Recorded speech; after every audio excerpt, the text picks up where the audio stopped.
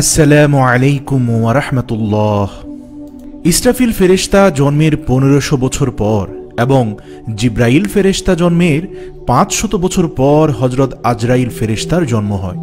ওনার প্রকৃত নাম আজরাইল হলেও উনি মালাইকাল মাউত নামে সকলের নিকট অধিক পরিচিত। যাবতীয় জীবনের জান কবজ করার ভার ওনার উপর অর্পিত বলেই তিনি এই নামে পরিচিত। মালাইকাল মাউত শব্দটির শাব্দিক অর্থ হচ্ছে মৃত্যু সম্পন্নকারী ফেরেশতা। মালাইকা শব্দের অর্থ হচ্ছে ফেরেশতা আর মাউত শব্দের অর্থ হচ্ছে মৃত্যু। হাদিস শরীফে উল্লেখিত আছে আজরাইল ফেরেশতার 4খানা ডানা এবং প্রত্যেক ডানায় অসংখ্য পালক আছে। প্রত্যেক পালকের অগ্রভাগে একটি মাথা, একটি মুখ ও 2টি করে চোখ আছে। দুনিয়া সৃষ্টি হতে কিয়ামত পর্যন্ত যত প্রাণী জন্মগ্রহণ করেছেন এবং করবে, আজরাইল ফেরেশতার শরীরে ঠিক তত সংখ্যক মাথা ও মুখ আছে। অবশ্য এই সকল মুখ ও মাথা তার পলকের অগ্রভাগে অবস্থিত, কিন্তু তার প্রধান মস্তক বা মাথা একটি। এ প্রধান মস্তকের চারদিকে 4টি মুখ আছে। তার শরীরের প্রত্যেক পলকের 2খানা করে হাতও আছে। তিনি একই চক্ষু দ্বারা 2টি জীবের প্রতি দৃষ্টিপাত করেন না এবং একই হস্ত দ্বারা 2টি জীবের জান কবজ করেন না। এর অর্থ হচ্ছে প্রত্যেক জীবের জন্য তার পৃথক চক্ষু ও হাত নির্দিষ্ট আছে। অর্থাৎ কারোর জান কবজ করার পর সেই চোখ দিয়ে তিনি দ্বিতীয় আরেকটি জানের দিকে নজর দেন না, অথবা সেই হাত দিয়ে দ্বিতীয় আরেকটি জান কবজ করেন না।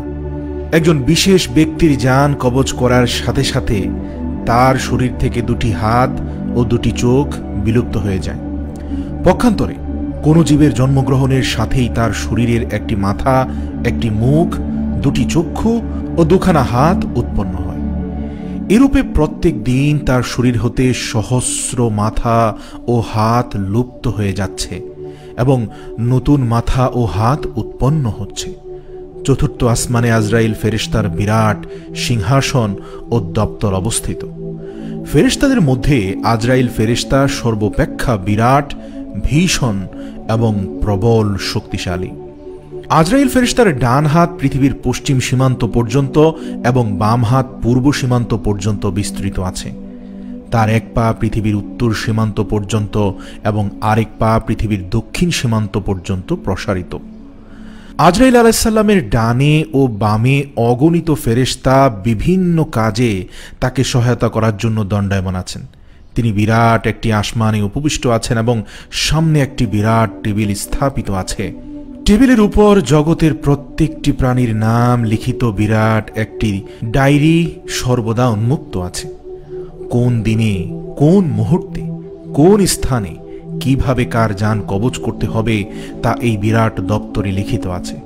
তার টেবিলখানা নূরের দ্বারা নির্মিত এবং 70,000 পায়া বিশিষ্ট। হযরত আজরাইল আলাইহিস সালামের দেহ এত বিরাট যে যদি পৃথিবীর 60টি সমুদ্রের পানি তার মাথার উপর ঢেলে দেয়া হয়, তার 1 ফোঁটা পানিও মাথা গড়িয়ে নিচে পড়বে না, সবই তার মাথার উপরিভাগে শুকিয়ে যাবে। আল্লাহু আকবার।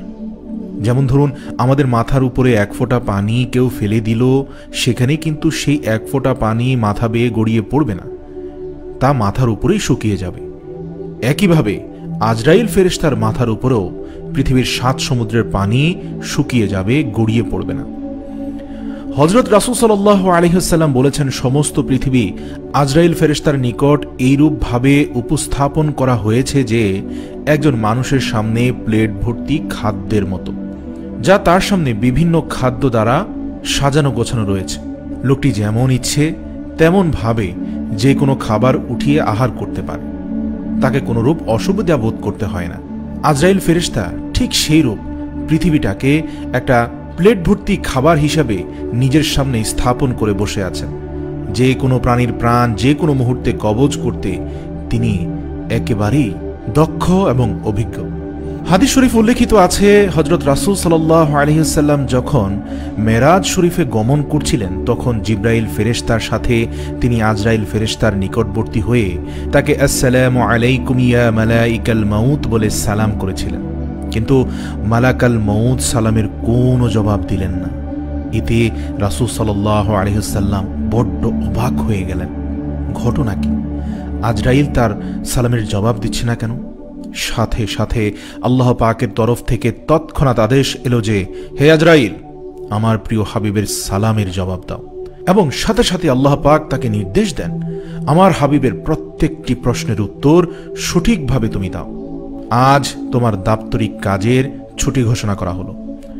হযরত আজরাইল আলাইহিস সালাম তৎক্ষণাৎ ওয়া আলাইকুম আসসালাম ইয়া হাবিব আল্লাহ বলে সালামের জবাব দিলেন এবং তার আসন থেকে উঠে রাসূল সাল্লাল্লাহু আলাইহি সাল্লামের সাথে মুসাফা করলেন। তারপর অত্যন্ত সম্মানের সাথে নিজের নিকটে বসিয়ে বললেন, ইয়া রাসূলুল্লাহ সাল্লাল্লাহু আলাইহি ওয়াসাল্লাম, আমার বেয়াদবি মাফ করবেন। আমার জীবনে আজ পর্যন্ত কারো সালামের জবাব দেওয়ার মতো অবসর আমি পাইনি। আজ যদি আল্লাহ তাআলা আমাকে আদেশ না করতেন তবে আপনার সালামের জবাব দেওয়া আমার পক্ষে সম্ভব হতো না। আল্লাহ পাক আমার উপর এমন গুরুত্বপূর্ণ কাজের দায়িত্ব অর্পণ করেছেন যে একটি মুহূর্তের জন্য আমার কাজ হতে অন্য মনস্ক হওয়া সম্ভব নয়। প্রতি মুহূর্তে আমাকে জিন, মানব, পিত্তদানব, পশু, পাখি, কীট, পতঙ্গ প্রভৃতি নিয়ে কোটি কোটি জীবের জান কবজ করতে হয়।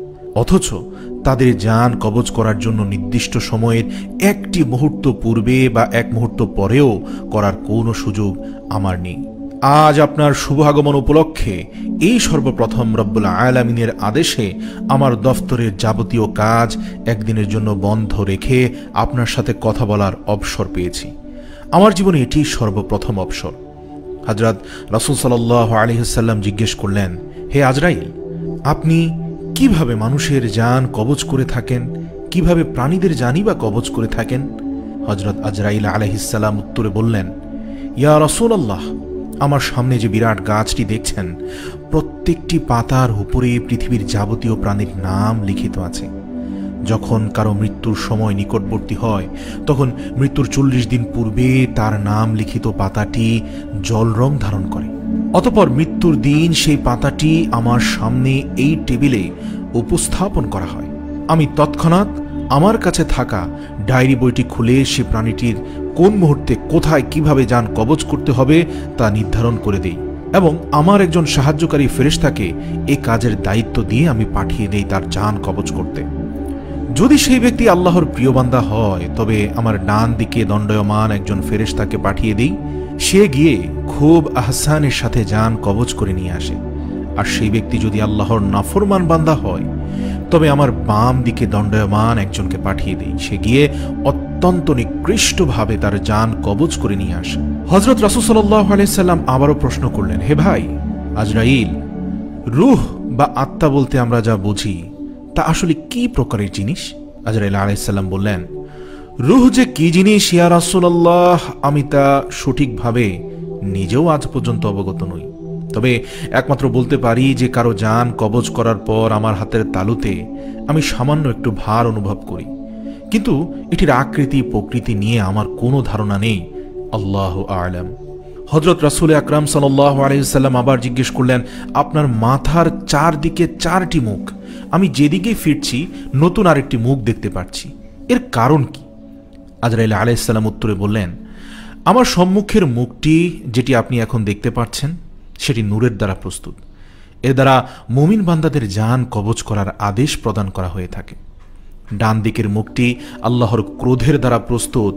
এর দ্বারা ঈমানদার হওয়া সত্ত্বেও যারা অধিক পাপ করেছে সেই পাপীদের জান কবজ করার আদেশ প্রদান করে থাকে। বাম দিকের মুখটি আল্লাহর গজবের দ্বারা প্রস্তুত। এর দ্বারা মুনাফিকদের জান কবজ করার আদেশ প্রদান করে থাকে। আর পিছনের মুখটি অগ্নি দ্বারা প্রস্তুত। এর দ্বারা মুশরিক ও কাফিরদের জান কবজ করার আদেশ দেয়। ইয়া রাসূলুল্লাহ, আপনার জন্য একটি শুভ সংবাদ এই যে যেদিন আল্লাহ তাআলা আপনাকে এই কাজের ভার অর্পণ করেছেন সেদিনই আমাকে নির্দেশ দিয়েছেন যে উম্মতে মুহাম্মদের জান অত্যন্ত আহসানের সহিত কবজ করবে। সন্তান যেমন মায়ের স্তন পান করতে করতে ঘুমিয়ে যায়, অতঃপর মা ঘুমন্ত সন্তানের মুখ থেকে স্তন সরিয়ে নেন, সন্তান টেরও পায় না, ঠিক সেভাবে তুমি মুহাম্মদুর রাসূলুল্লাহ সাল্লাল্লাহু আলাইহি ওয়াসাল্লামের সকল উম্মতের জান কবজ করবে। আমার প্রিয় হাবিবের উম্মতরা যেন কোনো কষ্ট অনুভব না করে। হযরত রাসূল সাল্লাল্লাহু আলাইহি ওয়াসাল্লাম এই কথা শুনে অত্যন্ত খুশি হলেন, এত খুশি হলেন যে সাথে সাথে সেজদায় লুটিয়ে পড়লেন এবং রব্বুল আলামিনের শুকরিয়া আদায় করলেন। তিনি পুনরায় জিজ্ঞেস করলেন, হে ভাই আজরাইল, কখনো কারো জান কবজ করার জন্য কি আপনি আপনার আসন পরিত্যাগ করে নিজে উঠে গিয়ে সশরীরে উপস্থিত হয়েছিলেন, নাকি সবসময় আপনার সহযোগীদেরকে পাঠিয়েছেন? আজরাইল আলাইহিস সালামের উত্তরে বললেন, হ্যাঁ ইয়া রাসূলুল্লাহ, আমাকে জীবনের সর্বমোট 3 বার এই আসন ত্যাগ করে সশরীরে পৃথিবীতে গমন করতে হয়েছিল বিশেষ কিছু কাজের উদ্দেশ্যে। প্রথমবারে হযরত আদম আলাইহিস সালামের শরীর তৈরি করার জন্য মাটি আনতে আমাকে পাঠিয়েছিলেন রব্বুল আলামিন। দ্বিতীয়বার হযরত আদম আলাইহিস সালামের জান কবজ করতে এবং তৃতীয়বার পৃথিবীর অন্যতম একজন নবী হযরত মূসা আলাইহিস সালামের জান কবজ করতেও আমাকে সশরীরে সেখানে উপস্থিত হতে হয়েছে। হযরত নবী করিম সাল্লাল্লাহু আলাইহি সাল্লাম আবার জিজ্ঞেস করলেন, হে ভাই আজরাইল, কোন লোকের জান কবজ করার সময় কি আপনার প্রাণে ব্যথা অনুভব করেছিলেন, অর্থাৎ আপনার কি খুব আফসোস হয়েছিল? তিনি উত্তরে বললেন, হ্যাঁ, 2 জন লোকের জান কবজ করতে আমার প্রাণে অত্যন্ত ব্যথা লেগেছিল।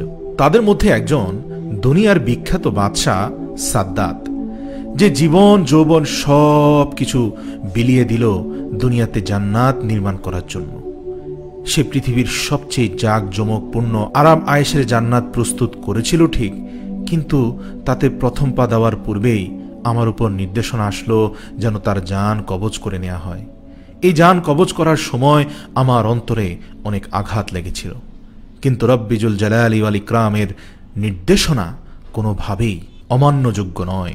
এবং দ্বিতীয় ব্যক্তিটিও সাদ্দাতের মতো আরেকজন বাদশাহ। অন্য একটি হাদিসে আছে, রাসূল আকরাম সাল্লাল্লাহু আলাইহি ওয়াসাল্লাম বলেছেন যে আল্লাহ তাআলা নিজে একটি বিরাট গাছ সৃষ্টি করে রেখেছেন। দুনিয়াতে যত সংখ্যক প্রাণী আছে উক্ত গাছে তার সমান সংখ্যক পাতা আছে। যখন কারো জীবন শেষ প্রান্তে এসে উপস্থিত হয়, অর্থাৎ মাত্র আর 40 দিন বাকি থাকে, তখন তার নামের পাতাটি মালাইকাল মাউতের সমস্ত টেবিলের উপর পড়ে যায়। মালাইকাল মাউত তখনই তার ডায়েরিতে বই খুলে সেই ব্যক্তিকে ডায়েরি হতে মৃত বলে লিখে দেন, অথচ তার হায়াত পৃথিবীতে আরও 40 দিন আছে। কিন্তু মালাইকাল মাউত তথা আজরাইল ফেরেশতার ডায়েরিতে 40 দিন আগেই তা লেখা হয়ে যায় এবং আকাশে আজরাইল ফেরেশতা সেই ব্যক্তিকে সকল ফেরেশতার সামনে মৃত বলে ঘোষণা করে দেন। ঠিক তার 40 দিন পর সেই ব্যক্তি মৃত্যুমুখে পতিত হয়। রাসূল আকরাম সাল্লাল্লাহু আলাইহি সাল্লাম বলেছেন, কোন লোকের মৃত্যুর পর যখন তার পিতা মাতা বা তার স্ত্রী পুত্র কন্যা প্রভৃতি চিৎকার করে কাঁদতে থাকে আর মাতম করতে থাকে, তখন মালাইকাল মউত এই দৃশ্য দেখে তাদের সমর্থন করে বলতে থাকেন, হে মাতমকারী, তুমি কার উপরে এত ক্রোধ ও অসন্তুষ্টি প্রকাশ করছো? বলতো, আমার কি এখানে কোনো দোষ আছে? মহান প্রভু রব্বুল আলামিনের প্রতি তুমি এই রকম ক্রোধ প্রকাশ করে তোমার তো কোনো লাভ নেই, বরং ক্রোধ এবং মাতম তোমাকে তোমার প্রভুর অসন্তুষ্টির দিকে নিয়ে যাবে এবং তা তোমাকে গজবের দিকে টেনে নিয়ে যাবে। আর যদি তোমার মনে হয় আমি অপরাধী, আমার উপরে অসন্তুষ্ট হয়ে থাকো, তবে সেটাও তোমার নিতান্ত বোকামির কারণ আমি নিজের ইচ্ছামতো একটি কাজও জীবনে করিনি। আমার পালনকর্তার আদেশ পালন করাই আমার একমাত্র কাজ।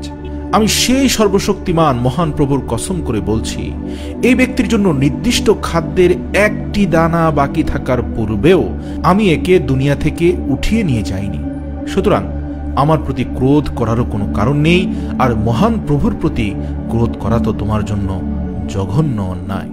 হে মহান প্রভু, আপনার আরশে মুআল্লামার দিকে 2 হাত তুলে প্রার্থনা করি, আমাদের মালাইকাল মউতের সময় লা ইলাহা ইল্লাল্লাহ মুহাম্মাদুর রাসূলুল্লাহ এই কালেমার সাথে কবুল ও মঞ্জুর করে নিয়েন। হে মালিক, যতদিন পৃথিবীর বুকে বেঁচে আছি আপনার দ্বীনের উপরে অবিচল রাখবেন এবং আমাদের অন্তর আত্মাকে পাপ কর্ম থেকে দূরে রাখুন। ওমা তৌফিক ইল্লা বিল্লাহ।